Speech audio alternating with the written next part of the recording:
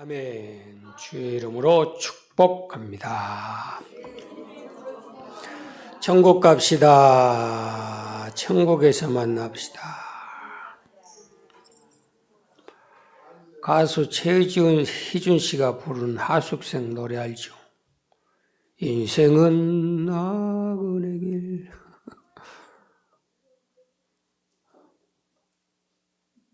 부부생활 하면서 부부들이 서로 하는 말이 뭔 말이냐면, 내가 결혼 생활이 처음이라 그랬습니다. 인생이 힘들고 어려우니까 다들 고백하기를 내가 인생을 처음 살아봐서 그렇습니다. 처음이어서 실수가 많고 허점투성이고 부족한 것이 많다. 그럼 2번 살아보면 잘할 사람 손 들어봐요. 여러분 인생을 2번 다시 또 엄마 뱃속에서 태어나서 또 살면, 이야, 그때는 내가 인생 확실하게 잘할 수 있겠다. 성공할 수 있겠다. 그렇게 자신하는 사람 손 내려봐요. 아, 축하해요.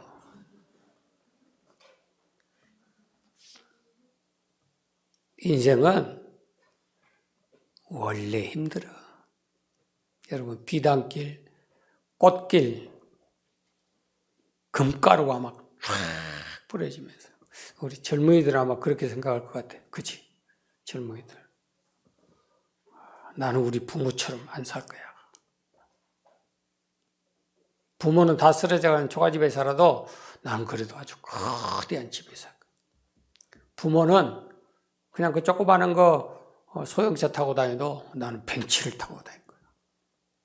이번에도 그런 거 봤거든. 부모는 힘들고 그렇게 살아. 하루하루 사는 것이 참 각박해. 근데 자식은 벤츠 타고 다니더라고. 그것이 뭔지는 잘 모르겠지만 여튼 인생은 한마디로 광야예요. 광야에서 여러분들 뭔 좋은 일을 기대하렵니까? 대간절 광야에서 물려받은 것 가지고 얼마만큼 유지하고 살까? 내가 노력하고 수고했으니까 거기에 대한 결과를 내가 얼마나 누리고 살 수 있을까? 여러분 그렇게 기대하고 그렇게 생각하고 사세요. 여러분이 기대한 것만큼 상상한 것만큼 계획한 것만큼 안 되는 게 인생이에요. 만약 우리가 계획한 대로 생각한 대로 배우고 가르치고 투자한 대로 만약에 된다면 얼마나 좋겠어요. 마태복음 3장 1절에 보면 때가 되매 세례 요한이 유대 광야에서 소리를 지릅니다. 그 소리는 하나님의 외치는 자의 소리예요. 하나님의 말씀을 받고 그 말씀을 유대 광야에서 선포하는 거예요. 꼭 그것은 무엇을 의미하냐면, 인생들아, 너희들이 성을 짓고 집을 짓고 터를 닦아서 논밭을 가꾸고 산다고 해서 그것이 여러분 인생의 본 모습이 아니라는 거예요. 여러분 인생살이는 무엇과 같다? 광야와 같다. 그렇게 지적을 하는 겁니다. 그 광야라는 것은 예레미야 2장 6절에 보면 광야는 사막이고 건건한 땅이고 불뱀이 있고 전갈이 있고 사람이 거주할 수도 없고 장황하게 써놨어요. 그런 곳에서 사는 것이 바로 우리 인생살이라는 거예요. 그렇죠? 그런 인생살이 속에 그런 길이 험악하고 살아야 될 거처가 확실하지 않고 먹고 마셔야 될 것이 보장이 없는 그런 곳이 광야란 말이에요. 근데 그 광야에서 외치는 거예요. 그 광야도 샘이 터지면, 광야에도 길이 나면 그것은 바로 오아시스가 될 수가 있다. 축복의 땅이 될 수가 있다. 라고 하는 것이 말씀의 약속이에요. 오늘 말씀의 출애굽기 15장의 말씀의 흐름을 쭉 보면 14장, 15장, 16장 말씀으로 이렇게 쭉 연결을 해가야 됩니다. 14장의 사건이 뭐냐? 그렇게 기대하고 고대했던 애굽 땅에서 430년 동안 종로로 됐던 생활을 청산하고 하나님이 홍해의 사건을 통해서 애굽과 모든 사람을 다 진멸시켜버립니다. 그리고 그 가운데서 자기 백성을 건져내서 새로운 땅을 딱 밟게 하는 그런 시간이.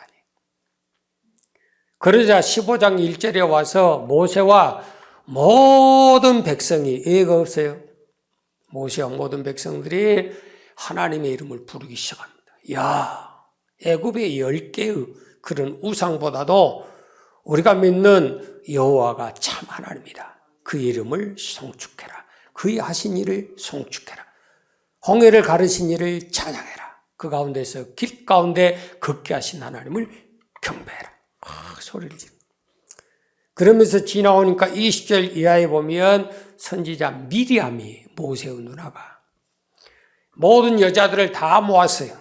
그러고 난 다음에 그 손에 모든 악기를 다 드는 거예요. 소고를 들고 우리나라로 말하면 지흥을 치고 창구를 치고 꽹과를 치고 그러면서 모든 여자들도 그 미리암을 따라가면서 하나님이 하신 일에 대해서 선포하고 고백하고 온 천지가 다 듣도록 여러분 250, 300만 명이라고 하는 그 숫자가 그 광야에서 한번 소리를 지르고 떠들었다고 생각을 해보세요. 온 천지가 다 울릴 것 아닙니까? 산도 듣고 바다도 듣고 나무도 듣고 잡초도 듣고 날아가는 새들도 다 듣고 다 들었을 거예요.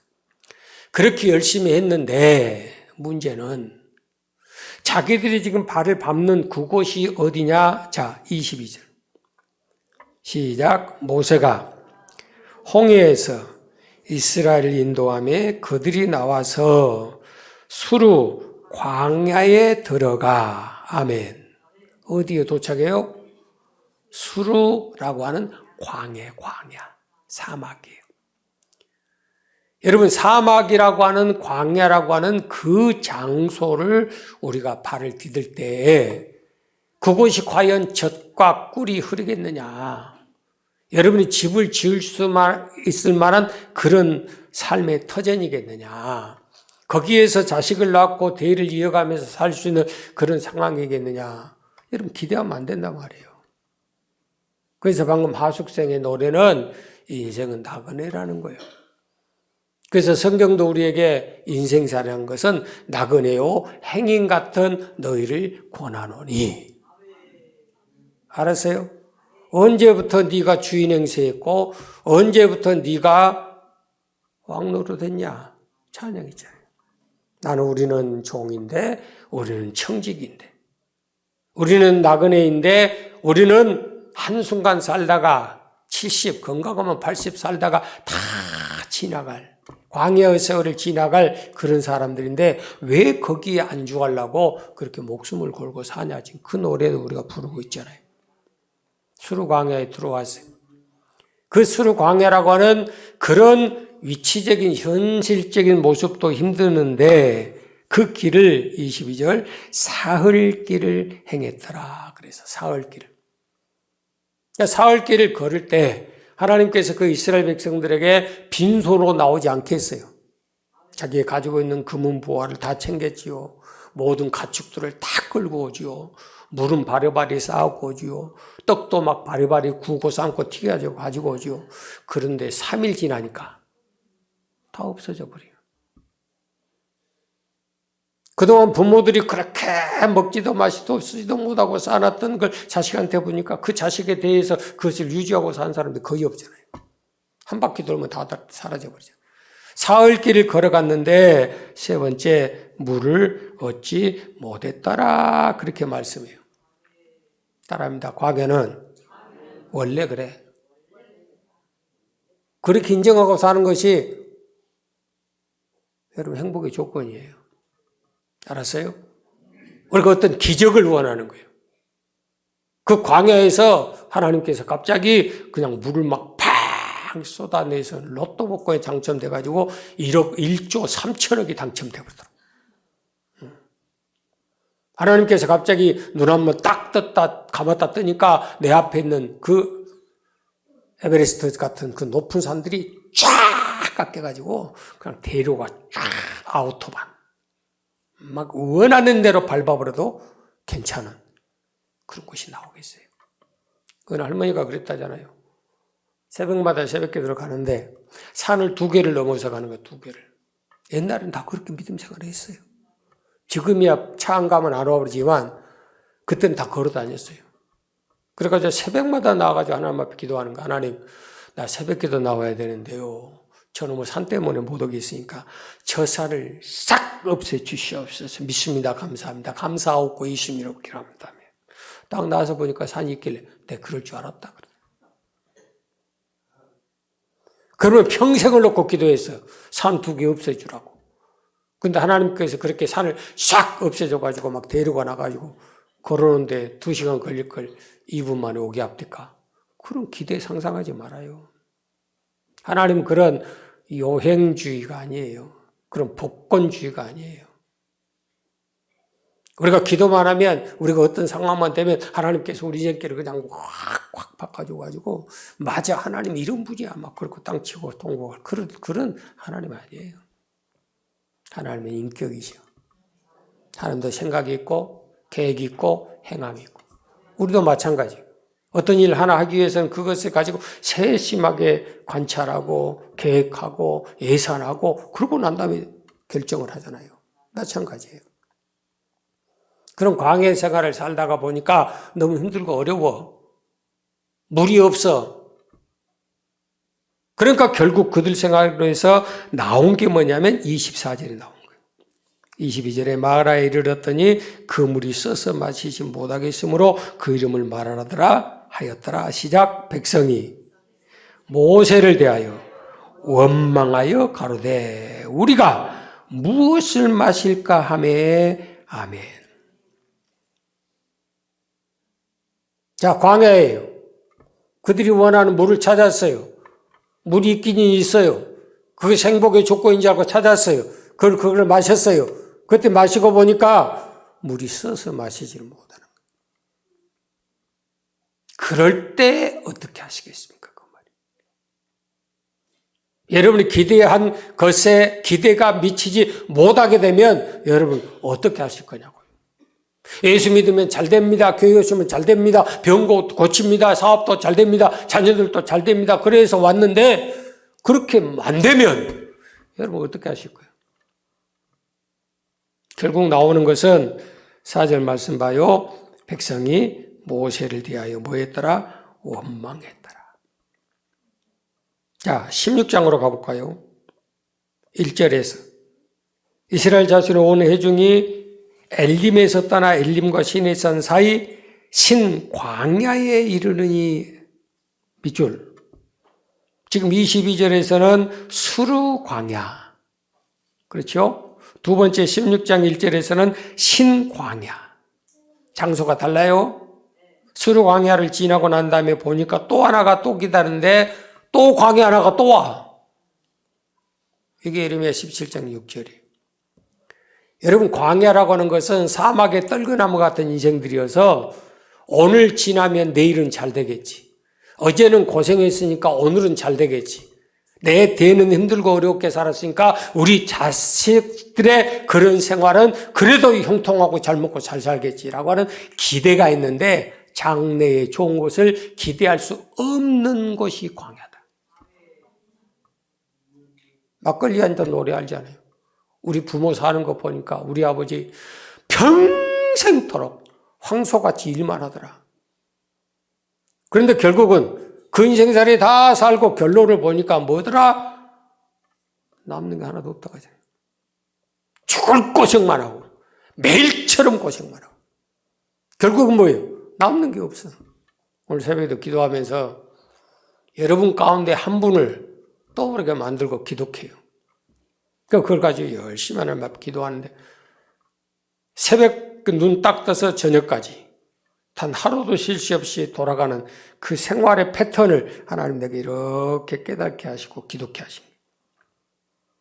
과연 그렇게 목숨을 걸고 벌어먹고 살기 위해서 수고하고 땀방울 흘렸는데 거기에 대한 합당한 결과, 열매, 쉽게 말하면 돈, 생활의 윤택, 행복, 자식들이 원하는 대로 투자할 수 있는 그런 상황이 되어가고 있는가? 그러지 못한다는 것이 더 기도해야 될 제목이. 우리 할아버지 때가 광야의 생활을 살았어요. 아버지 때가 광야의 생활을 살아요. 나도 광야예요. 우리 자식도 손자들도 그 광야의 생활을 살아가는 것은 지극히 당연한 거예요. 자, 15장에서 수르 광야에서 그들이 어떤 문제가 딱 봉착될 때 그들에게서 튀어나올 수밖에 없었던 죄성이 뭐냐면 원망이라는 거지, 원망. 알았어요? 16장 가보세요. 두 번째 광야인 신광야에 가서 봤어요. 그러자 2절에 그 광야에서 모세와 아론을 그 이스라엘의 온 회중이 뭐였더라? 원망했어요. 그러니까 그 광야의 생활은 똑같은 광야의 생활을 우리에게 한 단계, 두 단계, 한 가정, 두 가정 계속 걸치고 넘어져서 넘어가서 그리고 인생을 마치는 거예요. 그런데 그 문제가 부딪힐 때마다 이스라엘 백성들에게 있어서 고질적으로 고치지 못한 병이 있는데 그게 바로 원망이란 건데, 원망. 알았어요? 여러분, 좋을 때 예수 믿고, 좋을 때 신앙생활하고, 좋을 때 하나님 찾고, 좋을 때 충성하고 봉사하는 거, 그거 누가 못합니까? 다 해요. 문제는 어떤 문제에 봉착되어 있을 때, 그 장애물에 걸렸을 때, 그때 어떻게 하느냐, 그게 중요하다는 거죠. 그 믿음의 분량이 그것을 뛰어넘어갈 수 있느냐, 아니면 그 문제에 잠식돼서 묻혀버리냐, 둘 중 하나예요. 깨달아지세요? 그래서 그들이 결국 하는 것은 뭐였느냐? 3절 보세요. 그들이 원망하여 그들에게 이르되 우리가 애굽 땅에서 고기를 감아 곁에 앉았던 때와 떡을 배불리 먹었던 때에 여호와의 손에 주었다면 주었을 것을. 이스라엘 백성들의 생각 속에 두 가지밖에 없는 거예요. 첫째, 애굽 땅에서 고기 감아 곁에서 배부르게 먹었던 시절. 그곳에서 떡을 배부르게 먹었던 시절. 그때가 언제예요? 종놈 노릇하는 거예요. 죄의 종로로 다는 거예요. 세상의 종로랑 어둠의 종로랑 더러운 귀신의 종로로 다는 거예요. 그러면서도 거기에서 고기를 먹고 떡을 먹고 잘 살고 잘 누렸던 그것이 훨씬 좋았다는 겁니다. 훨씬 좋았다는 거예요. 제가 왜 14장, 15장, 16장을 연결해서 말씀을 전해드린지 알겠어요? 14장에서 그렇게 좋아했잖아요. 그들이 생전에 전무후무한 그 기적의 역사를 자기들이 봤고 들었고 만졌고 그것을 경험을 했어요. 애굽에서 나온 것에 대해서 최고의 구원의 은혜, 여호와 이름으로 구원받은 백성이 이런 행복함이 어디냐, 이런 기적을 경험한 어디 있느냐라고 고백하고 찬송했던 사람들이요. 그런데 그 찬송과 감사의 입이 원망과 불평의 입으로 바뀌어버린 거예요. 그거는 뭐예요? 그들 속에 남아있는 본질적인 죄성이에요. 세상 사람들에게 어제도 말씀을 묵상하다가 어느 한 분이 이렇게 떠인 걸 읽어봤어요. 예수 믿는 사람이라면 그분 이름은 다 알아요. 밥퍼 목사님이라고. 밥을 퍼주는. 그래서 우리나라에서도 인정을 받고 세계에서도 인정을 받아요. 놀라운 거 한 가지는 들어두세요. 그분이 자기를 따르는 사람들을 모아놓고 영성 수련회를 했는데 자기를 따르는 모든 사람들에게 자기를 목사라고 부르지 말고 북극성이라고 부르란답니다. 목사님, 최 목사님이라고 부르지 말고 북극성님, 그런 거예요. 북극성님. 자기가 하늘의 별이라는 겁니다. 그리고 왜 북극성이냐? 여러분 인생의 갈 길을 바르게 제시를 하는 그런 사람이기 때문에 나는 북극성이다 그런 거예요. 두 번째, 하나님의 말씀을 읽을 때 고린도서 1장 20절에 하나님의 약속 그리스도 안에서 얼마든지 이해하고 아멘 할지니라. 아멘이에요.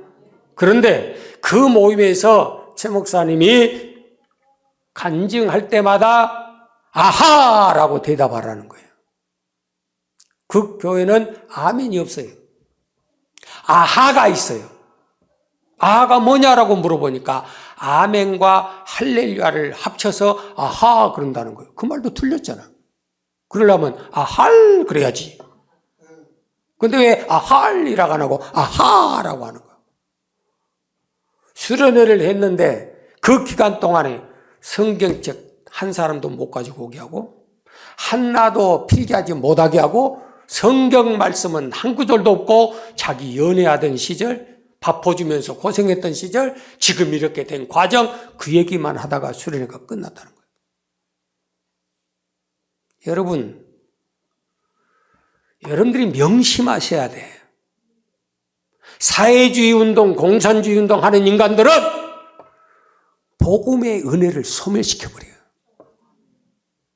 그 안에는 복음의 복자도 없고 예수의 자도 없어요. 사회주의 운동을 통해서 사람의 마음을 연결게 만들고 하나 되게 만들고 자기의 편을 되게 만들어서 자기의 소랑의 목적을 이루어가는 그것밖에 없는 거예요. 많은 사람들이 혼돈하는 겁니다.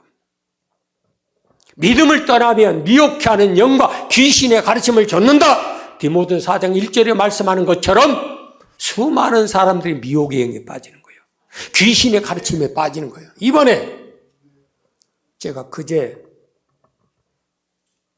얼마 전에 제가 장례를 치러줬던 그 어머니한테 신방을 가서 하나님께서 신방 가라고 하는 간절함이 있어서 신방을 갔어요. 그 아이가 아주 영어를 잘했어요. 그런데 외국 나갈 때 걔가 제 설교문을 이렇게 번역도 해주고 그랬는데 결국은 하나님 불러갔어요.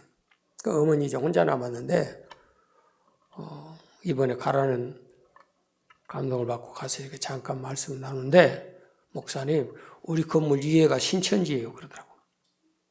그런데 참 안타까운 것은 양복을 쫙 빼입은 남자 여자 목사님들이 수없이 들랑들랑한대요. 평신도가 아니에요. 장로권사 집사가 아니에요. 목사들이란 목사들이. 아니 그 사람들이 어떻게 해서 거기에 빠진답니까? 라고 물어보니까 하는 말이 잘 들어요. 거기에 와서 그 성경 공부하는 데서 일정의 기간을 마치고 인정을 받으면 그 목회자 한 사람에게 신천지 교인 300명을 띄워준답니다. 이해가 되세요? 300명을 가지고 개척을 해버린 거예요. 하나의 교회, 대형 중형교회를 만들어줘 버려요. 그러니까 목사들이 미혹 안 받을 수가 없어요. 어느 부목사님 설교하는 거 잠깐 들었는데 우리 아버지가 내가 초등학교 5학년 때 목회를 시작하셨습니다. 그래서 좀 일찍 불러가셔서 제 21살 때인가 아버지가 가셨습니다. 초등학교 5학년 때부터 우리 아버지의 일은 개척교회, 어려운 교회, 시골교회로만 그렇게 다니면서 아버지가 할 수 있는 것은 손재주가 있어가지고 교회 뜯었다 고쳤다를 제일 잘했다는 거예요. 그러니까 초등학교 5학년 때부터 이 목사의 아들은 모래 짐을 지고 계단 200개 이상 된 데를 오르락내락 하면서 아버지가 그 교회에 건축하는 것을 돕고 했다는 거예요. 여러분, 그렇게 개척교회 하면서 힘들고 어렵게 먹고 사는 그 자체도 힘들고 이중직, 삼중직밖에 할 수 없는 그런 위치에 있는 목사들이 하루아침에 300명 숫자가 되는 중형교회로 줘버린다고 한다면 과연 얼마나 미혹을 안 받을까? 과연 몇 명이나 그 믿음을 지킬 수 있을까? 지금 배고파서 죽게 생긴 그 자식들을 놔두고 있다고 하면 그런 입장을 가진 그 부모의 입장에서 과연 어떻게 할 수 있을까? 제가 그제 듣고 온 소리예요. 너무너무 가슴 아프다. 그래서 믿음 떠나면 미혹하게 하는 영, 귀신의 가르침을 좇는다. 그들은 믿음에서 떠난 자들이고 그들은 양심에 화인 맞은 자들이고 그들은 거짓말하는 자들이다. 그리 빨려 들어가는 거예요. 그래서 주님이 이 땅에 말세가 될수록 근신해서 정신 차려 기도해라. 지금 우리가 어떤 문제가 생기고 먹고 마시고 입는 그 문제가 생기고 인생살이가 힘들고 답답하고 쓰디쓴 잔을 마시는 그런 과정 속에 있다고. 어떤 문제에 부딪힐 때마다 항상 그 사람들은 어떤 문제에 봉착하느냐. 원망이라는 그 본질의 재성을 못 버린 사람들이 많아. 깨달아지세요? 그러니까 항상 과거 것만 생각하는 과거 것만. 야, 그래도 애굽 땅에서 죄의 종로로 타고 귀신의 종로로 타고 세상의 종로로 타고 애굽 땅 종놈의 노릇을 했어도 고기는 먹고 살았잖아. 떡은 먹고 살았잖아. 배를 안 골고 살았잖아. 근데 교회 와서 보니까 신앙사로 예배한다고 보니까 돈도 떨어지지, 병도 들지, 문제도 생기지, 고통거리 생기지. 이게 뭐야? 예수 믿으면 잘 된다며. 근데 왜 이렇게 안 되고 힘들고 어려워? 라고 말하는 사람들이 수없이 많아. 왜 그럴까요? 가르치는 자가 첫 번째 잘못 가르쳐서 그래. 전도의 목적도 바로 잘못됐고, 교회 다니면 잘 됩니다. 무엇이든지 잘 됩니다. 이것만 가르쳐놔서. 그러니까 다 그렇게 될 줄만 알고 주님 따라오는 거야. 젓가 꿀인 땅으로 갑시다. 그러니까 아멘하고 따라왔는데 고생하는 거예요. 일주일이면 갈 거리를 뭐라고 40년을 뺑뺑뺑 돕니까? 그 40년을 뺑뺑뺑 돌 수밖에 없었던 이유가 민수기 11장 1절부터 나와요. 하나님께서 이스라엘 백성들에게 너희가 나를 향해서 애굽 땅 종됐던 곳에서 이끌어내고 약속의 땅으로 데리고 가는 그 과정 속에서 보세요. 배고프다면 떡 주지. 정력이 떨어진다니까 고기 주지. 가는 곳곳마다 샘이 막 터져서 나오지. 의복도 신발도 떨어지지 않지. 얼마 동안? 40년 동안. 왜 그거는 기억 못하냐고. 왜 분이 나고 섬기려면 과거에 악하고 더럽고 추잡했던 그것들을 지금도 못 버리고 그걸 가지고 싸울 때마다 토해내는 그런 어리석은 우미한 놈들 말이야. 그러니까 바꿔 말하면 지나간 것들에 대해서 아직도 내 속에 정리되지를 못했다 그 말입니다. 못했어. 그러니까 그 쓴뿌리가 내 속에 계속 나오는 거예요. 세월이 가도 필요 없어. 수많은 걸 여러분이 원하는 대로 채워준다고 그 해결되느냐? 아무 필요 없어요. 왜? 악이라는 것은, 우매라고 하는 것은 악하고 불량하고 더럽고 원망하고 불평한 것만 남아있기 때문에 좋은 것을 흘러가 버려요. 안 좋고 악하고 독한 것만 자기 속에 자리 남는 거예요. 그러면서 그들이 하는 행동은 악한 말로 하나님과 모세, 아론을 향하여 원망했더라. 그래요. 모세를 향해서 원망했어요. 아론을 향해서 원망했어요. 그러자 하나님이 그 가운데 내려오셨어요. 그들의 백성들에게 뭐라고 말씀했느냐? 너희가 모세를 향하여 원망하고 아론을 향하여 원망한 것은 곧 나에게 한 것이니 네가 악한 말로 원망, 불평, 저주 후에 낙심했던 그것을 내 귀에 들린 대로 내가 그대로 행하리라. 무섭습니다. 오늘 말씀 출애굽기 16장 3절 봐요. 고기를 가마솥에서 먹었을 때, 떡을 배불리 먹었을 때 차라리 여호와의 손에 죽어버렸다면, 이 광야에서 죽어버렸으면 차라리 죽었겠다. 그러니까 하나님께서 뭐라고 해요? 그래, 내 귀에 들린 대로, 네 입에서 말한 대로 내가 그대로 행해주마. 그 민수기 11장이 14장으로 넘어와요.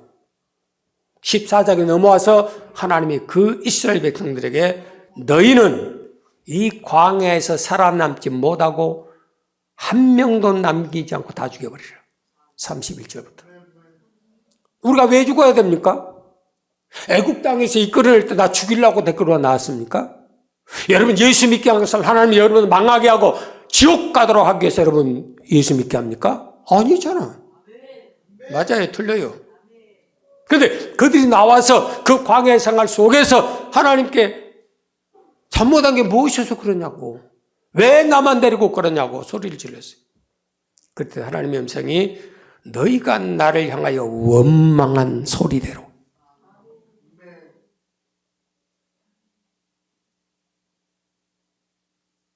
원망이 죄라는 걸 들어보셨어요? 원망 자체가 천국 못 가는 죄인 줄 아세요? 원망 자체가 하나님께서 우리 지금 최고의 복을 가로막는 장애물이란 걸 아세요? 원망이라는 자체가 우리에게 준 모든 것을 송두리째 뽑아가 버린다는 사실을 여러분 아세요? 그걸 모르니까 원망만 하고 사는 거예요. 그래서 고린도전서 10장 10절에 광야에서 원망하다가 멸망하는 자에게 다 멸망당했느니라 라고 써놨어요. 그들이 묻는 질문에 하나님께서 너희가 나를 향하여 원망하는 것. 길 때문에 원망했다? 물 때문에 원망했다? 먹고 마시는 떡과 고기 때문에 원망했다? 그게 아니에요. 하나님께 향하는 원망이에요. 여러분이 사소한 시시껄껄한 그런 것 가지고 원망했다고 지옥 보는 거 아니에요. 그 모든 것을 주관하시는 여호와 하나님을 부정하는 거예요. 깨달아지세요? 그러니 네가 원망한 대로 내가 너에게 행해서 원망하는 자 하나도 남기지 않냐고 다 죽여버리라 그래. 원망하는 자 하나도 남기지 않고. 민수기 읽어봐요. 14장에. 두 번째, 네 시대가 이 광야에서 끝났다. 그런데 네 자녀들이 네 폐역한 죄를 짊어지고 살 거다. 무서운 소리예요. 결국은 그 광야에서 자기 자신들이 원망의 죄를 짊어지고 다 죽어나가고 그 자식들이 그 죄를 짊어지면서 네보다 네 자식이 365배 더 고생하더라고요. 여러분 예수 믿으면서 이런 설교 들으려고 와서 앉아 계세요? 여러분 잘되고 여러분 자손들이 여러분보다 7배나 더 잘되고 365배 더 잘되기 바랍니다. 이 설교 듣고 싶어서 왔지. 저주받고 재앙받고 죽어나가서 광야에서 싹 쓸어버린다는 이런 설교 듣고 싶어서 나왔냐고요. 아니잖아요. 그럼 그 모습들을 우리가 복을 받는 그 상황 속에 우리의 모든 것들 우리 자손을 통해서 더 아름다운 열매를 맺도록 그렇게 만들어갈 수 있는 방법이 뭐냐는 거예요. 뭐 어떤 문제가 생길 때마다 원망, 불평, 낙심으로 항상 부정적인 눈으로 그래서 그 입술에서 나온 것은 모든 악독과 폐역과 더러움을 쏟아내버린 사람들이 있어요. 그러나 하나님께서 우리에게 주신 그 모든 환경, 여건 속에서 그것을 감당해서 이길 수 있는 방법이 뭐겠느냐라고 하는 것을 오늘 본문 속에 감춰놨어요. 첫째, 말씀 갑시다. 25절 시작. 모세가 여호와께 부르짖었더니 아멘. 뭐라고요? 이때가 무슨 때예요? 기도할 때요. 여러분 하나님께서 문제를 주는데 그걸 가지고 포기하고 낙심하고 거기에 걸려서 자빠져서 망하라고 준 시간이 아니에요. 사모님 한 분이 저희 사모님에게 그런 기도 제목을 부탁을 했대요. 아들이 어떤 문제가 지금 아주 감당할 수 없는 큰 문제가 부딪혔어요. 그러니까 사모님에게 사모님 우리 가정을 위해서 자식을 위해서 기도 좀 해주세요. 문제 해결되도록 위해서 기도해 주세요가 아니고 여러분 같으면 어떻게 하겠어? 문제 좀 해결해 달라고 우리 아들 좀 살려달라고 그렇게 할 텐데 사모님 내 마음 지키도록 기도해 주세요 그러더래. 그래서 여기까지 몇 년 찾아오신 보람이 나구나. 그날따라 밥이 너무 맛있더라고요. 목회자 말씀 나누면서. 그동안 말씀을 듣고 피차가 세웠으면 그래도 그 정도는 성장을 해야지. 그렇죠? 부모인 내 입장에서 아들이 고통받고 지금 어쩔 수 없는 사회적인 상황이 있지만 내가 흔들리면 다 흔들린다는 거. 내가 마음 못 지키면 다 망한다는 거. 그래서 내 마음 지킬 수 있도록 사모님 기도해 주셔 그러길래 저희들은 또 그런 기도 제목 받으면 안 할 수가 없어. 왜? 명령을 받았거든. 그래서 나도 죽자사자 새벽마다 하나님 아버지 그 사모님 마음 지키게 해주시고 마음을 지키면 왜 아멘이 없어요?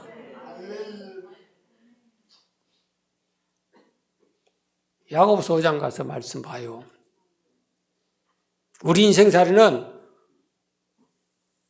먹고 마실 것이 풍성하고 한 개도 안 아프고 하는 것마다 형통하고 자자손손 쭉쭉빵빵 잘 되라. 그렇게 안 써놨어. 병든 자가 있느냐? 고난당한 자가 있느냐? 죄 지은 자가 있느냐? 무슨 소리예요? 있다 그 소리. 고난당할 수도 있고 병들 수도 있고 죄 지을 수도 있고 넘어질 수도 있다. 그때 어떻게 하겠느냐? 저는 기도할 것이요. 네 혼자 안 되는 것은 교회의 장로들을 불러서 함께 기름을 받으며 위하여 기도할지니라. 무슨 기회라고요? 지금 잠자는 기회가 아니요. 기도할 시간이지. 옆에 분 쳐다보고 기도할 때입니다. 무슨 기도? 회개 기도지. 계시록 2장 5절 어디서부터 어떻게 잘못돼서 무엇 때문에 끊어졌는지를 돌이키고 뭐하라? 회개하라. 회개하라. 그리고 처음 믿음, 처음 사랑을 회복해라. 그러면 더 잘 되는 거예요. 고난이 복이 되는 거예요. 병든 것이 복이 되는 거예요. 죄 지은 것도 복이 돼. 왜? 한 대 얻어맞고 정신 차릴 수 있으니까. 잘못해놓고 안 맞으려고 하니까 그것이 병든 거예요. 응. 조용히 하라니까. 또 다 잊어먹었다. 골로새 4장 2절 말씀을 항상 기억하세요. 기도에 항상 힘쓰고 기도에 감사함으로 깨어있어 기도하라. 기도에 항상 쉬지 말고 기도하고 항상 기도하고 범사에 기도하고. 알았어요? 어떤 사람은 문제 생기면 그 문제 때문에 낙마하고 옴마고 허리 찌들려고 누가 뭐라고도 안 해. 지 혼자 죽을 상을 다 하고 살아. 왜 그래요? 내가 죽었어요. 왜 죽었는데요? 몰라요. 지가 지를 죽여. 안 그래요? 여러분들 어떤 극한 상황에 딱 부딪혀보고 안 들을 소리를 듣고 어떤 그런 분위기에 딱 부딪혀보세요. 밥 먹어집니까? 안 먹어지잖아. 가슴이 아파. 위장이 멈춰. 밥을 먹어도 체해. 그래 안 그래? 막 잠이 안 와. 막 뱅뱅뱅뱅. 아무리 좋은 진수성찬 차려놔봐야 맛이 없네. 왜 그래? 다 지 때문에 그러지. 그걸 바꿔라. 문제는 기도할 기회라는 거지. 부딪혔거든 기도해. 벽이 부딪혔거든 그 앞에 무릎 꿇어. 골짜기가 있거든 그 앞에 무릎 꿇어. 건너가려다가 빠져 죽지 말고. 맞아요, 틀려요. 두 번째 해야 될 게 있어요. 25절. 모세가 여호와께 부르짖었더니 두 번째 여호와께서 그에게 한 나무를 지시하시니 그가 물에 던지면 물이 달아졌더라. 아멘. 이게 뭔 뜻이에요? 순종이지. 순종할 기회예요. 막혔어요? 순종 안 해서 그래. 어떤 청년 하나를 기도해달라고 해서 기도해 주었어요. 머리에 딱 손 대니까 하나님께서 내게 주신 말씀이 있는데 네 생각과 내 생각은 다르며 네 길과 내 길은 달라서 이사야 55장 8절을 주시는 거예요. 여러분 어떻게 생각하세요? 이 청년이 왜 인생의 힘든 과정을 부딪혔을까? 기가 막힐 수렁에 빠졌을까? 하나님 없이는 이 문제 해결받을 수 없는 그런 극단적인 상황에 왜 갔을까? 지는 잘 살았잖아. 살아보려고 몸부림쳤잖아. 이렇게 하다 안 되면 저렇게 하고 저렇게 하다 보면 저렇게 또 저렇게. 바꿔가면서 여러 가지 방법으로 살려고 몸부림치고 남들보다도 몇 배나 수고하고 살았잖아. 근데 지금 죽게 생겼잖아. 왜 그럴까요? 여러분의 생각이 하나님 생각과 안 맞으면, 여러분의 길이 하나님의 길과 안 맞으면 그 인간은 죽도록 고생해야 돼. 언제? 생각이 바뀌고 길이 바뀌어질 때까지. 그래야 인생이 편안한 거예요. 가지가 나무에 붙어있지 않으면 다 꼬드라져 말라 죽는 거예요. 붙어만 있으면 열매는 저절로 맺는 거예요. 회개할 기회요? 순종할 기회. 내가 지금까지 이런 수많은 방법을 다 동원해 봤는데 또 뭐 얼마나 하기가 된답니까? 라고 착각하지 마라. 우리의 방법과 하나님의 방법은 달라. 우리의 생각과 하나님의 생각은 달라. 깨달아지세요? 그러면 하나님께서 요구하는 대로, 하나님이 지시한 대로 그 말의 뜻을, 원뜻을 보니까 손가락으로 이렇게 지적했더라, 그 소리입니다. 수많은 것 가운데 딱 그거 하나만 요구.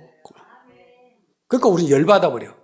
이건 이거 가운데 하나 해라. 그러면 여러분들도 골라 잡아가지고 쉽고 편한 거 하고 싶은 거 할 것 아니에요. 그런데 전혀 그 방법이 아니라 하나님께서 요거 딱 하나. 그러니까 우리는 열받아 버렸지. 그렇잖아. 저한테 와서 상담하면서도 목사님 2가지 3가지 방법 없습니까? 묻는 사람도 있는데 없어. 방법은 하나밖에 없어. 그래서 우리가 믿는 신은 하나님이요. 왜 하나님이에요? 이 양반이 외통수야. 1개밖에 몰라. 이 양반이 1개밖에 모른다. 이해가 되세요? 거기에 순종이 기적인 거예요. 맞지요? 순종을 시킨 이유는 여러분들께 힘들고 어렵게 막 그날도 못 먹고 살고 그날도 병들고 살고 그날도 고난받고 그날도 죽게 생겼는데 더 죽으라고 준 법이 아니야. 깨달아지세요? 나도 살고 남도 살리고. 자, 그 결과를 하고 나니까 결과가 뭐예요? 물이 달아졌더라. 아멘. 물이 달아졌더라. 26절 하반절 보실래요? 나는 너희를 치료하는 여호와니라. 하나님이 치료하기 위해서 불러갔지. 치료하기 위해서 그 길로 인도해 갔지. 거기에서 쓴물로 죽으라고 데리고 간 적은 없어요. 깨달아지지요? 자, 2가지 인생길 우리 앞에 있어요. 여러분은 어떤 걸 선택하실래요? 어떤 문제, 어떤 상황, 어떤 경우가 생길 때 여러분들이 원하지 않는 광야의 수류의 그 신광야의 고통이 우리에게 찾아올 때 원망하고 불평해서 믿음에서 끊어질 것인가? 다시금 하나님 앞에 기도할 기회로 삼고 철저히 기도해서 어디서 끊어져서 무엇부터 잘못된 것을 회복할 수 있는 기회로 삼을 것인가? 그리고 순종해서 우리 인생을 바꿔서 달달한 달콤 커피로 갈 것인가? 커피 다른 거 먹지 말고 달콤한 거 드세요. 쓴 것도 뭐 넣어보니까 달콤 커피잖아. 언젠가 커피 백장가 청장가 지나가니까 뭐라고 썼냐면 거기에 커피 해놓고는 그 밑에다가 꿀커피 써줬더라고. 보니까 가격 차이가 상당히 나. 이거 뭐예요? 그랬더니 꿀 넣었대. 커피에다가 꿀 넣은 커피야. 이 말을 못 알아먹네요. 여러분의 인생 광야의 생활도 거기에다가 꿀만 타면 여러분 가치가 올라가는 거예요. 1,500원짜리 커피가 2,000원짜리 된다니까. 그래 안 그래? 낙심하고 포기하고 원망하지 말고 그 자체를 하나님 앞에 바꾸어서 하나님은 역전의 명수다. 그 모든 사건을 우리가 자백만 하면 하나님 이쁘시고로서 뒤집어 바꿔버린 거예요. 그게 감사할 일이지. 그 은혜 때문에 여기 목사도 서 있고 여러분도 서 있는 거예요. 오늘부터 그리스도 안에서 새 출발. 자비야.